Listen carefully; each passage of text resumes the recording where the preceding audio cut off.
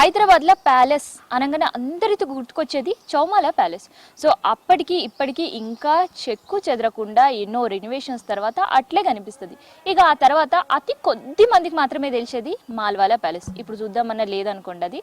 ఆ తర్వాత ఇంకొక ప్యాలెస్ కూడా ఉంది. ఈ రెండు ప్యాలెస్ల కంటే కూడా అది చాలా ప్రత్యేకమైన ప్యాలెస్. ఇంతకీ ఆ ప్యాలెస్ ఎక్కడుంది, ఆ ప్యాలెస్ విశేషాలు ఏంది, ఎందుకు ఈ ప్యాలెస్ ఇంత ప్రత్యేకతను చూద్దాం పదండి.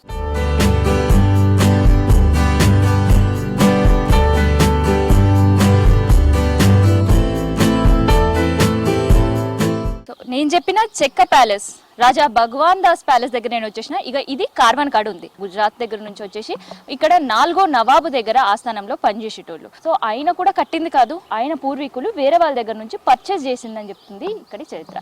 అండ్ అప్పటి ఆర్కిటెక్చర్ల కళ ఎట్లుంటది అనేది కళ్ళ గట్టినట్టు చూపిస్తుంది అనమాట ఈ ప్యాలెస్. సో ఇది కంప్లీట్ గా కూడా గతంలో 36 ఎకరాలలో ఉండేది. దాదాపు 6 స్టెప్వెల్స్ ఉండేవట అండ్ అండర్ గ్రౌండ్ రూట్ ఉండేదట. సో ఇట్లా ఎన్నెన్నో కథలు దీని వెనకాల ఉన్నాయి. సో ఇప్పుడు మాత్రం ప్యాలెస్ మాత్రమే మిగిలింది. ఈ ప్యాలెస్ మెయిన్ రోడ్ దగ్గర నుంచే కనిపించేదంట, కానీ ఇప్పుడు మాత్రం ప్యాలెస్ అట్టి పరిస్థితి అయితే లేదు. ఎందుకంటే కంప్లీట్ మనం చూస్తున్నాం కదా, ప్యాలెస్ చుట్టూ అన్నీ కూడా బిల్డింగ్స్. సో మధ్యలో మాత్రమే ప్యాలెస్ మిగిలింది. సో ప్యాలెస్ ఉండే ఈ కొంత ప్లేస్ మనం చూస్తుంటే అప్పట్లో కంప్లీట్గా గ్రీనరీ, బగీచా అంటే ఫ్రూట్స్ అండ్ ఫ్లవర్స్కి సంబంధించిన ఒక తోటల మధ్య ఉండే భవంతిలాగా ఈ ప్యాలెస్ ఉండేది. కానీ ఇప్పుడు మాత్రం అట్లాంటి పరిస్థితి లేదు. సో ఉన్న కొంత ప్లేస్లో కూడా మనకు కొంత గ్రీనరీ అయితే మనకి ఇప్పుడు కనిపిస్తుంది. సో ఇది ప్యాలెస్ సంబంధించి అండ్ దీనికి హెరిటేజ్ అవార్డు కూడా తెచ్చుకుంది ఈ ప్యాలెస్. సో ప్రజెంట్ ఈ ప్యాలెస్ పరిస్థితి ఎట్లా ఉందో తెలుసుకుందాం. దాంతోపాటు ఒకసారి ప్యాలెస్ లోపలికి వెళ్దాం, ఆ ప్యాలెస్ సంబంధించి మరిన్ని విషయాలు తెలుసుకుందాం. పురాతన కాలంతో మా యాన్సెస్టర్స్తో ఇన్హెరిటెన్స్ వచ్చిందండి ప్రాపర్టీ. హెరిటేజ్ బిల్డింగ్లో నోటిఫై అయింది. ఈ బిల్డింగ్ ఏజ్ మిడ్ 16 సంవత్సరాలు మిడ్ సెంచురీలో అయిందండి.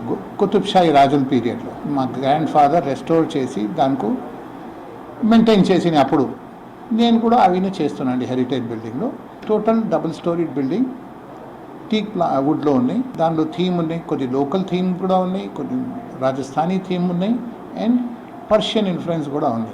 సో ఇప్పుడుండే జనరేషన్ వాళ్ళు చెప్పేవాళ్ళు ఏంటంటే భగవాన్ దాస్ ఉండే వాళ్ళ తాతలు ముత్తాతల టైంలో ఇది వేరే వాళ్ళ దగ్గర నుంచి కొన్నదని. ఇది ఒకప్పటి రాణులు లేదంటే యువరానికి సంబంధించి మహారాణికి సంబంధించిన ఒక ఏకాంత మందిరం అని. అందుకనే కంప్లీట్గా ఒక బగీచాలో ఒక చిన్న మెహల్ మాత్రమే ఇది ఉండేది అని చెప్పేసి. సో అందుకనే ఇప్పుడు మనం చూస్తున్నాం కదా. సో వాళ్ళు ఎస్టిమేట్ చేసి చెప్పేది చూస్తే వాళ్ళ స్టడీ ప్రకారం కూడా అప్పట్లో ఒక పర్దా సిస్టమ్ అనేది ఉంది. సో యువరాణిని కావచ్చు, రాణిని కావచ్చు డైరెక్ట్గా కలవాలి అంటే అది పాసిబుల్ కాదు అన్నోన్ పర్సన్స్కి. సో అందుకనే పరదాల నుంచి మాత్రమే ఇంటరాక్షన్ జరిగేది. సో దానికి సంబంధించి ఒకటి కాదు, దాదాపు ఒక 3 కర్టన్స్ అనేవి ఉండేవి. సో అందుకనే మనకు ఫస్ట్ ఎంట్రీ, సో ఈ మెహల్కే పెద్ద డోర్స్ విండోస్ ఏమీ ఉండవు. సో ఓపెన్ మెహల్, ఇదంతా కూడా ఓపెన్ కారిడార్ ఉండేది. అందుకనే మనం ఫస్ట్ దాన్ని చూస్తుంటే మనకి పైన వీల్స్ అనేవి కనిపిస్తుంటాయి. ఈ దర్వాజాలకు ఉండే 3 ఎంట్రన్స్కి కూడా పైన మనకి అది కనిపిస్తుంటుంది అనమాట. సో అవన్నీ కూడా కర్టన్స్ కోసం ఉపయోగించే వాళ్ళేమో. సో అందుకనే వీటిని చూసి ఇప్పుడుండే జనరేషన్ వాళ్ళు, వీర వారసులు ఎవరైతే ఉన్నారో సో వాళ్ళు మాత్రం ఇది మనకి చెప్తున్నారు. సో ఒక రాణికి సంబంధించి లేదంటే యువరానికి సంబంధించిన ఒక ఏకాంత మందిరం కావచ్చు. అందుకనే ఆ కర్టన్ సిస్టమ్ సంబంధించిన ఏర్పాటు చేసినవి ఇంకా మనకి అట్లా కనిపిస్తున్నాయి అనమాట.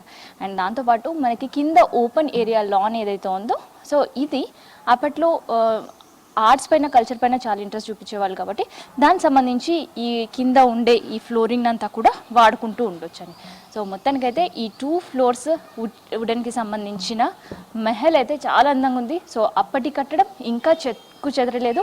అండ్ దీనికి యూజ్ చేసింది కంప్లీట్గా అంతా కూడా టేక్ వుడ్ అనమాట. సో టేక్ వుడ్ అట్లే ఉంది. అండ్ దాంతోపాటు దానిపైన చెక్కిన కళ ఏదైతే కనిపిస్తుందో ఆకులకు సంబంధించి, తీగలకు సంబంధించి ఇంకా అట్లే నిలువెత్తు నిదర్శనంగా అప్పటి చరిత్రకి ఇంకా అట్లే కనిపిస్తుంది. అండ్ ఈ ఆర్చెస్ అన్నీ కూడా మొఘల్ స్టైల్స్లో ఉన్నట్టు కూడా చెప్తున్నారు. సో ఇది కంప్లీట్గా ఏంటంటే వుడ్కి సంబంధించిన స్ట్రక్చర్. అండ్ ఇది 2 ఫ్లోర్స్ కట్టారు కదా. వుడ్కి మధ్యలో మనకి ఏదైతే వైట్ గోడల్లాగా కనిపిస్తున్నాయి కదా, అవన్నీ కూడా డంగు సున్నం అండ్ దాంతోపాటు మట్టి ఉపయోగించి కట్టినవి అనమాట. అండ్ దానిపైన కూడా ఒక ఆర్కిటెక్చర్ మనకు కనిపిస్తుంది. అండ్ దానిపైన కూడా కొంత కలర్స్కి సంబంధించి కనిపిస్తుంది. అప్పట్లో కేవలం న్యాచురల్ కలర్స్ మాత్రమే వాడేవాళ్ళు. సో అది కూడా తెలుసు కదా. అందుకని ఆ న్యాచురల్ కలర్కి సంబంధించిన పువ్వులు, ఆకులకు సంబంధించిన ఒక సీక్వెన్స్ డిజైన్ అంతా కూడా మనకి ఆ వుడెన్ క్రాఫ్టింగ్ సంబంధించిన ఆర్చ్కి అండ్ దాంతోపాటు గోడకి మధ్యలో అది కంప్లీట్గా మనకి ఇప్పటికి కూడా అక్కడక్కడ ఆ లైట్ కలర్స్ అనేది కనిపిస్తుంది. సో ఈ కంప్లీట్గా ఆ స్ట్రక్చర్ ఇంకా అట్లే అలైవ్గా ఉంది అండ్ పెద్దగా డ్యామేజ్కి సంబంధించి అయితే ఏం లేదు. కానీ రెనోవేషన్ వర్క్ అయితే దీనికి సంబంధించి జరగాల్సి ఉంది. సో ఇదంతా కూడా మెహల్కి సంబంధించిన ఇన్సైడ్ చూస్తున్నాం కదా. సో నా పైన కనిపించేది ఫస్ట్ ఫ్లోర్ అండ్ ఇదంతా కూడా గ్రౌండ్ ఫ్లోర్. సో ఒక్కసారి మెహల్కి బ్యాక్ సైడ్ ఎట్లా ఉంది, ఎట్లా యూజ్ చేసేవాళ్ళు ఇది కూడా తెలుసుకుందాం. మెయిన్ హ్యాబిటేషన్ ఆల్ నోబిలిటీ ఉన్నాయి. హయాత్ బగ్స్ బేగం, కుల్సుమ్ బేగం వాళ్ళందరిది ప్యాలెసెస్ ఈ ఏరియాలో ఉన్నాయి. ఈ ఎవరిది ప్యాలెస్లో ఉండినాయి I don't know, but definitely it belongs to the Qutb Shahi పరివార్. ప్రీ మొఘల్ పీరియడ్ ఉన్నాయి and it is all made in మట్టి చున్నా, వీ కాల్ ఇట్ మన్ను ఇంకా చున్నం. And the whole structure is teak wood. దానిలో పీకాక్ థీమ్స్ ఉన్నాయి, దాంట్లో ప్యారెట్ థీమ్స్ ఉన్నాయి. దీనిలో some sort of a wooden natural colour painting కూడా ఉన్నాయండి. 30 సంవత్సరాలతో ఈ హెరిటేజ్ నోటిఫై అయిన తర్వాత గవర్నమెంట్ ఒక పైసా కూడా దీనిలో హెల్ప్ చేయలే. చాలా దుఃఖం మాట ఉన్నాయి. గవర్నమెంట్ నోటిఫై అయింది బట్ రెస్పాన్సిబుల్ లేవండి. Once you notify be responsible also for the maintenance of such structures. ఈ ఒక్క బిల్డింగ్నే ఉన్నాయి, అంత ఓల్డ్ బిల్డింగ్ ప్రైవేట్ హోల్డింగ్లో హైదరాబాద్లో. దీంతో ప్రైవేట్ హోల్డింగ్లో ఒక్క బిల్డింగ్ కూడా లేవు. సో ఈ ప్యాలెస్లో పెద్ద పెద్ద పెద్ద డోర్స్ ఏమి ఉండే, కేవలం 4-5 అడుగుల ఎత్తులో ఉండే డోర్లు మాత్రమే ఉంటాయి. బ్యాక్ సైడ్ ఎగ్జిట్ వైపు నేను వచ్చేసిన ఇక్కడ మెహల్కి ఉండే 3 సైడ్స్ కూడా ఒక్కొక్క సైడ్ 3 ఎంట్రీస్ అండ్ ఎగ్జిట్స్ ఉంటాయి. సో ఆ తర్వాత మనకి ఇదైతే లాక్ చేసి పెట్టిర్రో ఇది ఫస్ట్ ఫ్లోర్కి వెళ్ళే రూట్ అనమాట. సో అక్కడికి వెళ్ళాలి అంటే కూడా మట్టితో చెక్కతో తయారు చేసిన మెట్లను మాత్రమే ఏర్పాటు చేసుకున్నారు. సో ఇక్కడ కూడా ఐరన్ అనేది ఉపయోగించకుండా తయారు చేసిన మెట్లు అనమాట. సో అవి మాత్రం కాస్త కుంగిపోయిన పరిస్థితి అయితే మనకు కనిపిస్తుంది.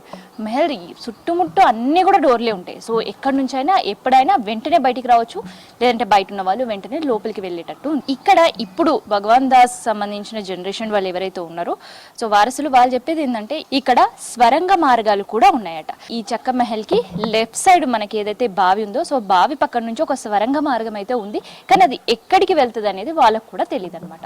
సో అందుకనే ఆ స్వరంగ మార్గంతో పాటు ఈ మెహల్ ఉండే చోట ముందు ఒక మెట్ల బావి అండ్ వెనకాల ఒక మెట్ల బావి ఉంది.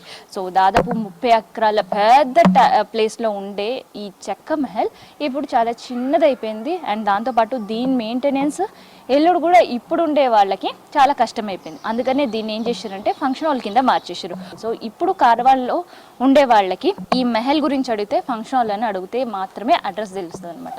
సో ఫంక్షన్ హాల్ కావాలి అంటే ఇక్కడ ఫంక్షన్స్ చేసుకునే వాళ్ళ కోసం చిన్న చిన్న సదుపాయాలు అయితే అవసరం. అందుకనే మెయిన్గా సెక్యూరిటీ కోసం ఇక్కడ మెహల్కి ఉండే 3 సైడ్ సీసీ కెమెరాస్ అయితే ఏర్పాటు చేశారు. అండ్ దాంతోపాటు మెహల్కి ఉండే ఫ్రంట్ కన్స్ట్రక్షన్ని ఎక్కడ కూడా డిస్టర్బ్ చెయ్యకుండా బ్యాక్ సైడ్ వచ్చేసి వాష్రూమ్స్ ఏదైతే మనకి ఎల్లో కలర్ రేకులు కనిపిస్తున్నాయి కదా, సో అక్కడ ఏంటంటే వాష్రూమ్కి సంబంధించి కన్స్ట్రక్షన్స్ వర్క్ చేశారు.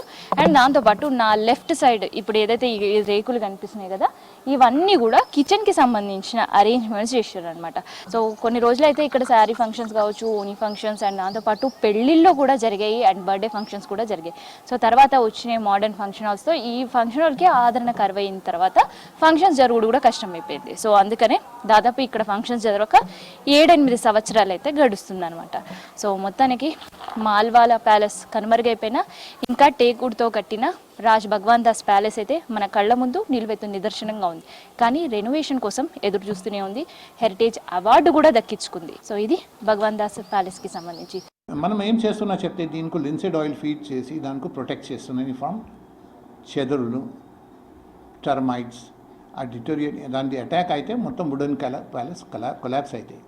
దెన్ ఇంకా ఫైర్ కూడా పొటెన్షియల్ డేంజర్ ఉన్నాయి, పక్కనే బస్తీ ఉన్నాయి, ఫైర్ క్రాకర్స్ రావచ్చు. So all these thing is vulnerable ఉన్నాయండి దిస్ ప్యాలెస్. బట్ జాయింట్స్ కొద్ది జాగా వీక్ అవుతున్నాయండి, ప్లాస్టర్ వీక్ అవుతున్నాయి. దానికి కూడా మనం ట్రై చేస్తున్నాం. ఎంత అయితే మనం హైడ్రేటెడ్ లైమ్తోని ఇంకా సపోర్టివ్ మెటీరియల్తోని దానికి రెస్టోర్ చేస్తున్నాండి. బట్ చాలా ఎక్స్పెన్సివ్ ఉన్నాయండి, చాలా రెస్పాన్సిబుల్ వర్క్ ఉన్నాయండి. This building has to be protected. Either you acquire, we are willing to give the property. మీరు మీ స్టేట్ హెరిటేజ్ చేయండి, నేషనల్ హెరిటేజ్ చేయండి, ఏది కూడా చేసేయండి and try to find out ways and means to acquire this property. ఒకప్పటి రాణులు యువరాణుల ఏకాంత మందిరం, తర్వాత రాజా భగవాన్ దాస్ విలాసవంతమైన పెద్ద మెహల్. కానీ ఇప్పుడు చారిత్రక కట్టడం శిథిలావస్థకు చేరుతుంది. ఎప్పుడు ఎవరు వచ్చి రెనోవేట్ చేస్తారా అని ఎదురు చూస్తుంది. అయినా ఆ ప్యాలెస్ పేరుతో ఇక్కడ పెద్ద కాలనీయే ఉంది. సో రాజా భగవాన్ దాస్ కాలనీ ఎక్కడ అని ఎవరిని అడిగినా ఈడికి తెచ్చి వదిలిపెడతారనమాట. సో అందుకనే ఆ పేరు చెరిగిపోకుండా ఇంకా ఈ కాలనీల పైన ఉండే ప్రతి డోర్ దగ్గర అడ్రస్ కింద మనం చూస్తున్నాం కదా, ఈడ భగవాన్ దాస్ బాగ్ తాళగడ్డ. సో ఇట్లా కంప్లీట్ కాలనీ మొత్తం కూడా భగవాన్ దాస్ పేరుతో మాత్రమే ఉంటుందన్నమాట.